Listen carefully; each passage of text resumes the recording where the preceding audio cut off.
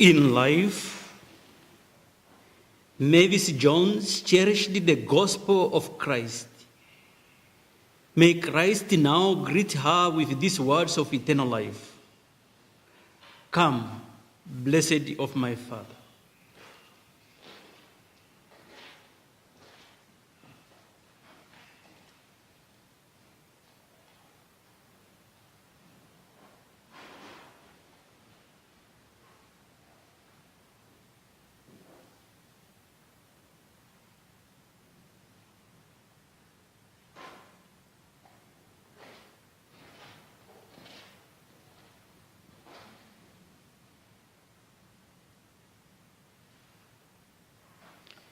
Dear friends in Christ, in the name of Jesus and of his church, we gather to pray for Mavis Jones, that God may bring her to everlasting peace and rest.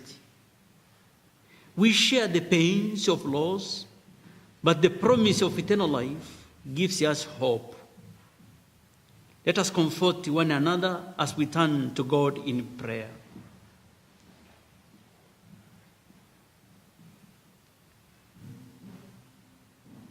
Let us pray.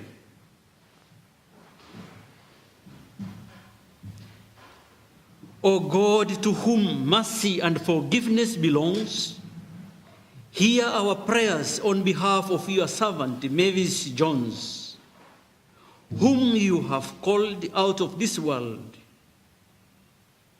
And because she put her hope and trust in you, command that she be carried safely home to heaven and come to enjoy your eternal reward.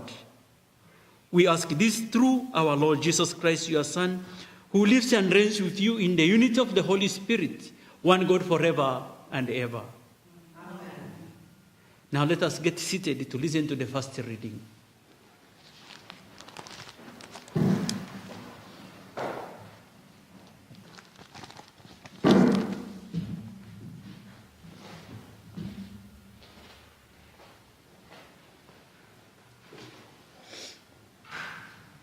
Ecclesiastes 3, verses 1 to 8.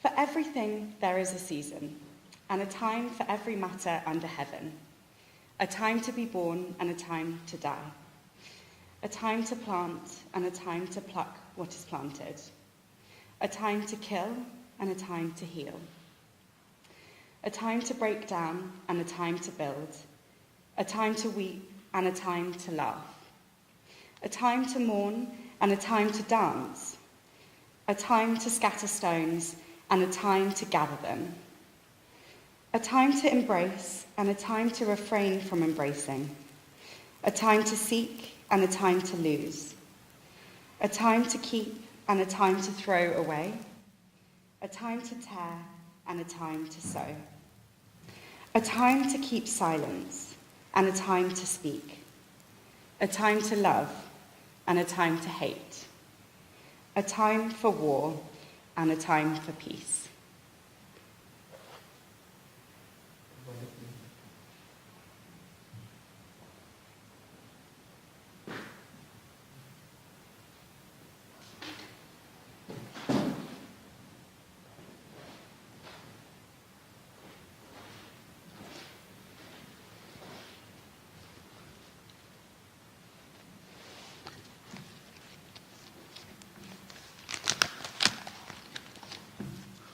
Alleluia, alleluia. Come you whom my Father has blessed, says the Lord. Take for your heritage the kingdom prepared for you since the foundation of the world. Alleluia.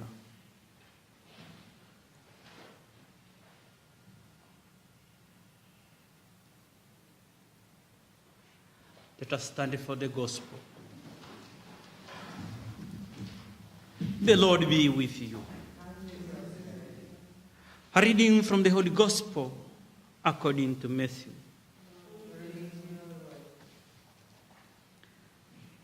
Seeing the crowds, Jesus went up the hill. There he sat down and was joined by his disciples. Then he began to speak. This is what he taught them. How happy are the poor in spirit. Theirs is the kingdom of heaven. Happy the gentle. They shall have the earth for their heritage. Happy those who mourn. They shall be comforted. Happy those who hunger and thirst for what is right, that they shall be satisfied. Happy the merciful. They shall have mercy shown them. Happy the pure in heart. They shall see God. Happy the peacemakers. They shall be called the sons of God. Happy those who are persecuted in the cause of right. Theirs is the kingdom of heaven. Happy are you when people abuse you and persecute you and speak all kinds of calumny against you on my account. Rejoice and be glad, for your reward will be great in heaven. The Gospel of the Lord.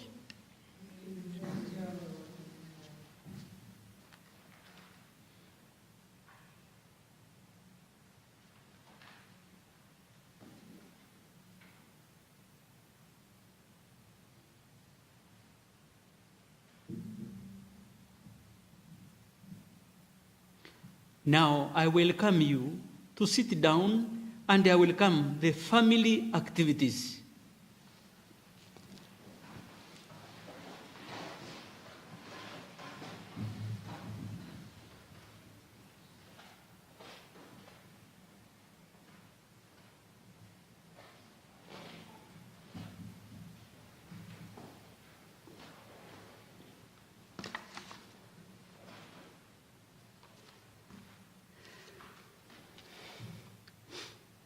Our mum made no particular plans or instructions for her funeral. She was far too busy squeezing every last drop out of life. She always thought of life as a glass that was half full rather than half empty. Luckily, we've had lots of ideas to go on, though, as my mum was such a brilliant communicator. We all knew the kind of thing she'd like. We're just a little bit sad today that we can't be joined today by my brother Patrick in Australia, Mum's sister June in Shropshire, and her best friend Kate in London, but I know they're here in spirit. Mum threw herself into each phase of her life with us, from the farmhouse in Yorkshire where I was born, to city life in Coventry and Birmingham, to the beautiful Welsh hills at the end of her life. Her focus was always on making life as fun and exciting and happy as possible for all of us. As her children, we grew up not only admiring, but being part of our busy mum's whirlwind of energy and her generosity. She embraced everyone. She was always creative and optimistic, despite having to reinvent herself and her family many times as we moved around the country. She was endlessly curious to hear about what was new and interesting in the world. Her memory was phenomenal, and she remembered every one of our friends, their mums, and their children, right to the end of her life. One of my friends recently reminded me that when she came to our house after school as a teenager, my mum would always insist that everyone stayed for tea and games and round-table discussions. Our door was always open to anyone who wanted to join in with our family fun. We never minded sharing our mum with all those who loved her too. Our house was a buzzing, noisy hive of activity, conversation and music, and our friends loved it all. Despite having a big gang to look after, as well as her own mother, there was always time, though, for sewing projects, feasts, games, quizzes, music sessions, reading aloud, wildflower hunts, races in the garden, on the beach, books and poems, not to mention puppet shows. I think I can safely say that there were only two things Mum never mastered in life: driving and swimming. She had a go at pretty much everything else. Mum absolutely adored being with children, and they loved her back. They were inspired by her enthusiasm for fun, her imagination, her jollity, and her sense of humour. Our dad's jokes were never lost on her. Elizabeth remembers her saying, "There's no such thing as a naughty child, just an unhappy one." And Patrick remembers that she made every tedious household chore into a fun game. There were always children in my mum's life, from her brownie packs to her primary school classes to her own 5 children, 8 grandchildren and 2 small great-grandchildren. Our cousins Teresa and Tim were often welcomed to our huge family gatherings, and I know they loved being part of the Johns family jamboree. Mum's energy knew no bounds. She once reminded me that she came home from a country dancing evening at 11 o'clock at night to find my half-finished and rather hopeless school sewing project on the kitchen table with a note. "Please, could you finish this for me, Mum? I've got to hand it in tomorrow." Of course she could, and did. Mum was passionate about clothes. What she wore really mattered to her, and she made not only her own but all of our dresses for us 4 girls, and little shirts and shorts for Patrick until he refused to wear them anymore. I'll always remember the Dolly Rocker dress she made for me for a school disco in about 1971. She was also fiercely competitive. We were always getting swept along with her ambitions to be famous. She won the Family Circle Hostess of the Year competition, took part in David Jacobs' BBC quiz, dragooned us into competing in Ask the Family on TV. Our family was known locally as the Von Trapps of the Midlands, with our many recorder consort performances at local music festivals. She spent hours helping us get our poems for the local speech and drama festivals just right. She loved TV competitions more than anything, and Patrick remembers her even insisting that he watch The World's Strongest Man with her. The 5 of us have had lots to live up to, but she encouraged us proudly to be our best selves, always. She cherished and kindled in us everything that was special about each of us. making us believe that we could do the extraordinary and be extraordinary. Mum absolutely loved giving presents, and Julia's last conversation with Mum was her worrying about making sure that we all had Christmas presents from her. As well as inspiring all of us to make music a huge part of our lives, Mum gave each of us something very special. She gave me my ability to stay up all hours finishing a project, my love of clothes, books, hosting friends, cooking and parties. Nikki has her love of sewing and crafts, making up new quizzes and organising things to the last detail. Julia inherits Mum's resourcefulness and can-do practical approach to life, her resilience, sociability and her sense of humour. To Patrick, she gave her keen competitiveness, her love of games and quizzes and puzzles of all kinds, her persistence, knowing the luxury of a good book, and absolute confidence in being able to master new skills. Finally, we see in Elizabeth Mum's optimism, her extraordinary ability to relate to children, her sense of adventure and fearlessness, and her wonderful talent for teaching.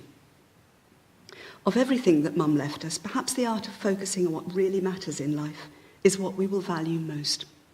Dust if you must, indeed.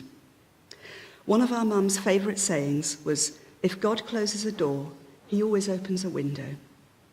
Our window is our joyful memories of our clever, inspiring, generous Mum and the gifts that she gave us. We have been so very lucky. Thank you, Mum, from all of us.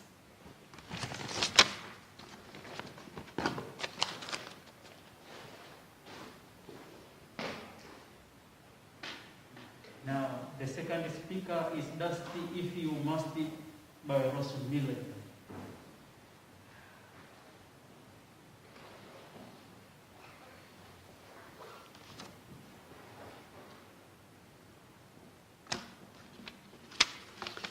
We all know that my mum loved doing recitations, and this one was one of her favourites in her later years. And it just sums up her whole attitude to life, as we've just heard from Kathy, is just get out there, seize all the opportunities, and enjoy life to the full while you've got the chance. Dust If You Must by Rose Milligan. Dust if you must, but wouldn't it be better to paint a picture or write a letter, bake a cake or plant a seed, or ponder the difference between want and need? Dust if you must, but there's not much time, with rivers to swim and mountains to climb, music to hear and books to read, friends to cherish and a life to lead. Dust if you must, but the world's out there, with the sun in your eyes and the wind in your hair. A flutter of snow, a shower of rain, this day will not come round again. Dust if you must, but bear in mind, old age will come, and it's not always kind. And when you go, and go you must, you yourself will make more dust.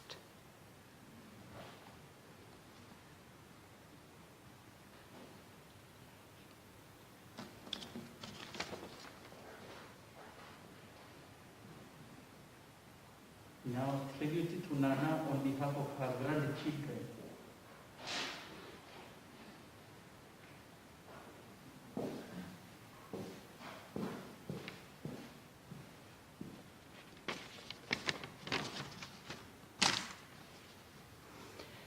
One of the things I remember most strongly about my childhood, and I know Carl feels the same, is the awareness in our local community of being Mr. and Mrs. Johns' granddaughter.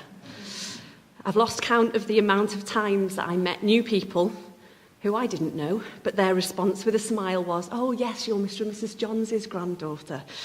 And still to this day, when I speak to people who are from the local area, that label still often defines me and who I am. And I quite like that. There are so many memories that I have of Nana from my childhood, and one of the earliest is of reading letter sounds from tiny little bits of card that she'd cut out probably from an old All-Bran box. And those bits of card were kept in a washed-out Vitalite container. To this day, Nana and Guck are still the only people who I know who have ever eaten Vitalite, but there were always plenty of empty boxes of Vitalite to be used for very different purposes in their house. Later memories of my childhood involve piano lessons, recorder lessons, violin lessons, and of course the obligatory pear drop from the sweet tin at the end of the music lesson. Music, of course, being the gift that Nana gave to so many people, and I'm grateful that this is a gift that I treasure to this day. Frequently in my Year 7 music lessons, I'll hear myself repeating the same mnemonics that I heard from Nana. Every good boy deserves fun, or faces in the spaces for the notes in the stave. I also remember the things that Nana tried to teach me that I maybe was not quite so good at. Many will remember her love of craft. Unfortunately, no matter how hard Nana tried, I've always been useless at craft. Cross-stitch, knitting, you name it. Nana tried to teach me, but I couldn't do it. My struggles and the frustrations, though, were always eased whenever the cousins came to stay. Alexa, Josie and Matty, thankfully, allowed Nana to get her craft teaching fix, and she was able to demonstrate clear success in her teaching methods through them. They were definitely her star pupils in that sense. But one way that Nana did manage to use her craft skills with me was to make some rather spectacular waistcoats for me and the other members of our Sunday morning recorder club. And that year we were undoubtedly the best dressed group at Chester Festival, I would suggest. 8.5 years ago, I stood and talked about Grandad at his funeral and was really sad that he wouldn't get to meet his great-grandchildren. I was expecting Oscar at the time. But luckily for Oscar and Finn, they got to spend many a happy hour with Nanan, as they called her. Ozzy used to stay with Nana while Finn and I went to do her shopping, and by the time I'd got back, Oscar would have taught her how to win a race in Super Mario, and Nanan would have drawn him a picture of a little boy and created a whole character and a storyline for him. After Nana's passing, I asked the boys what their strongest memory of Nanan was, and they both said that it was when she said goodbye to them, she would always cuddle them.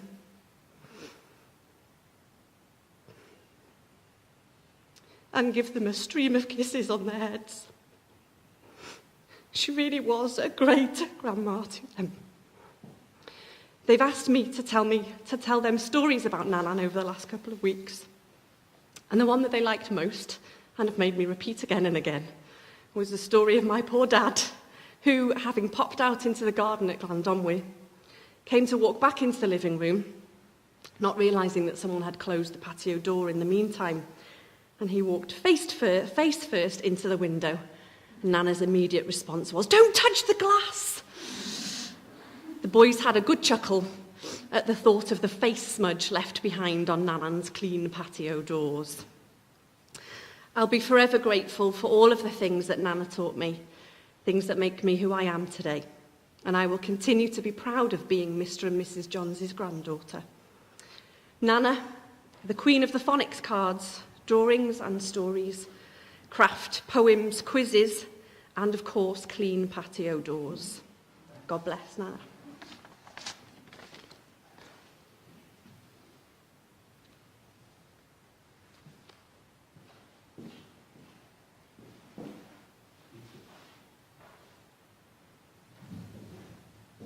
Is someone else forgotten, or is okay in the program? Are you all okay? Thank you very much.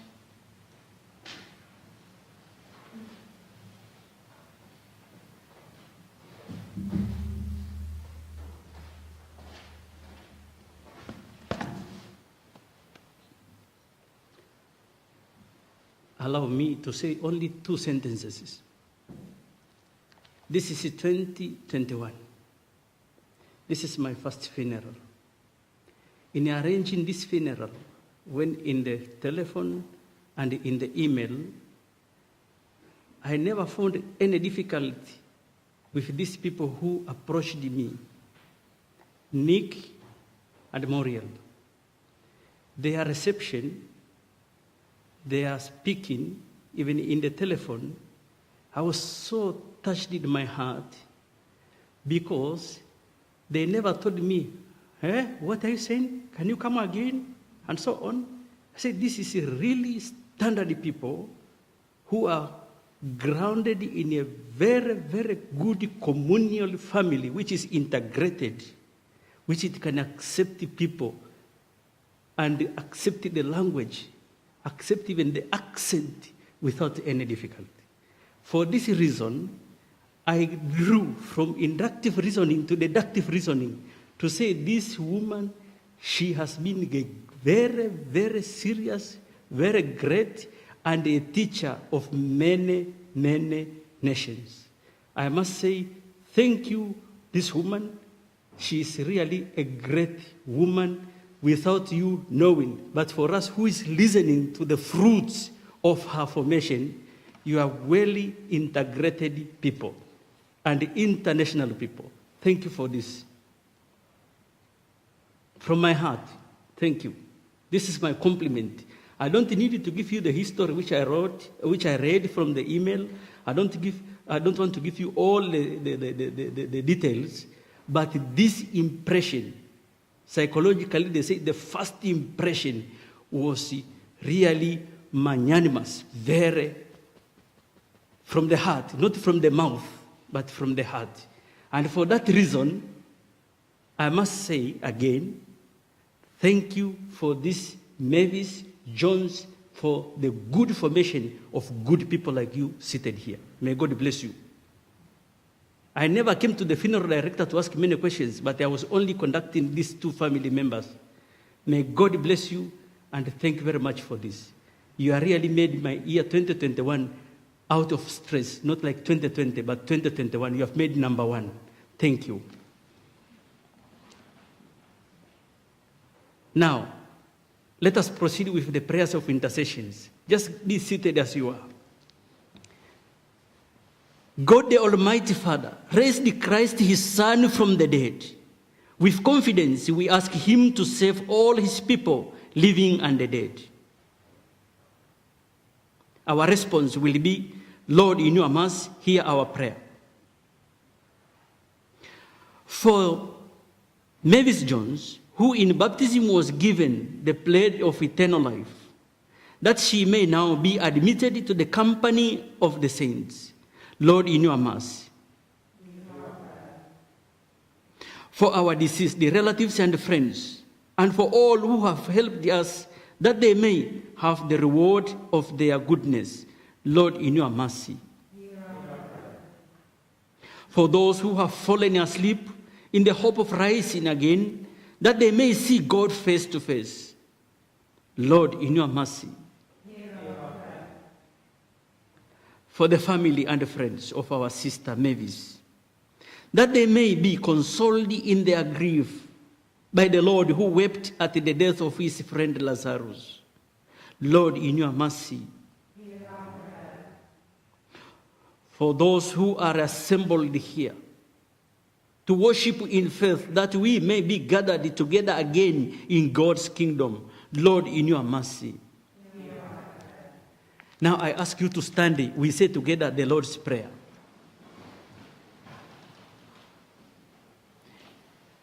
Our Father, who art in heaven, hallowed be thy name. Thy kingdom come, thy will be done on earth as it is in heaven. Give us this day our daily bread, and forgive us our trespasses, as we forgive those who trespass against us. And lead us not into temptation, but deliver us from what is evil. Amen. Lord God, giver of peace and healer of souls, hear the prayers of the Redeemer, Jesus Christ, and the voices of your people, whose lives were purchased by the blood of the Lamb. Forgive the sins of all who sleep in Christ, and grant them a place in the kingdom. We ask this through Christ our Lord. I will say the prayer of final commendation, and then the song will follow. Trusting in God, we have prayed together for Mavis Jones, and now we come to the last farewell. There is sadness in parting, but we take comfort in the hope that one day we shall see her again and enjoy her friendship. Although this congregation will disperse in sorrow, the mass of God will gather us together again in the joy of his kingdom. Therefore, let us console one another in the faith of Christ Jesus.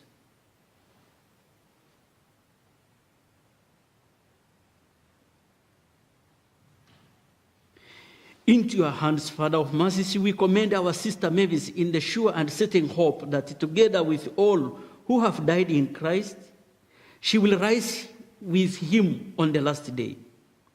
We give you thanks for the blessings which you bestow upon her in this life. They are signs to us of your goodness and of our fellowship with the saints in Christ. Merciful Lord, you turn towards us and listen to our prayers. Open the gates of paradise to your servant and help us who remain to comfort one another with assurance of faith until we all meet in Christ and are with you and with our sister forever and ever. We ask this through Christ our Lord. Amen. Now let us get seated and listen to the song, Bright and Beautiful.